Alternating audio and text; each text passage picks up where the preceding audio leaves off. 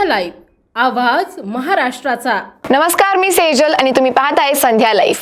कालच मंत्रिमंडळ विस्तार झाला। 39 मंत्र्यांनी शपथ ग्रहण केली। या जुन्नरचे अपक्ष आमदार शरद सोनवणे यांनी एकनाथजी शिंदे यांची शिवसेनेला पाठिंबा दर्शवलाय, परंतु त्यांना मंत्रिमंडळात स्थान दिले गेले नाही। याबाबत जुन्नर येथे त्यांच्या कार्यकर्त्यांनी आंदोलन केले होते। याबाबत हिवाळी अधिवेशनाच्या पहिल्या दिवशी विधिमंडळ आवारामध्ये आमचे प्रतिनिधी रोहित दळवी यांनी त्यांची प्रतिक्रिया जाणून घेतली, ती पाहूया। हिवाळी अधिवेशनाचा पहिला दिवस आणि माझ्या समोर आहेत शिवजन्मभूमीचे आमदार शरददादा सोनवणे। दादा, आपण आंदोलन केलं होतं, खरं तर आपल्याला मंत्रिमंडळ स्थान मिळण्याची शक्यता होती, तसं सुतोवाच झालेले, काय सांगाल याबद्दल?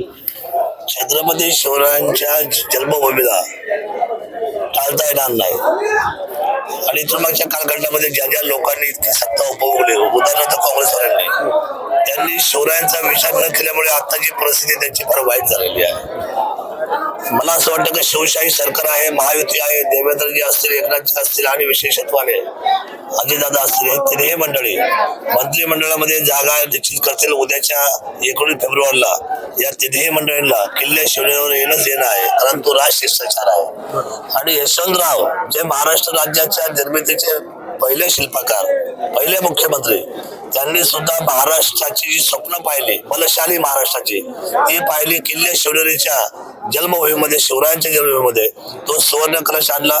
महाराष्ट्राची पहिली कॅबिनेट मंत्रिमंडळाची शिवनेरीवर झाली।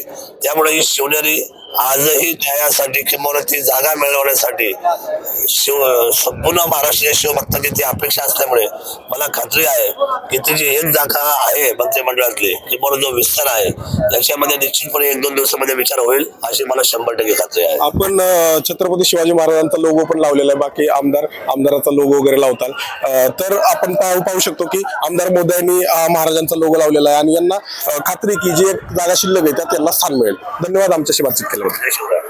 कॅमेरामॅन विनोद जाधवसह न्यूज रिपोर्टर रोहित दळवी, नागपूर। अशाच माहितीसाठी आमच्या संध्या लाईव्ह चॅनलला लाईक, शेअर आणि सबस्क्राईब करा।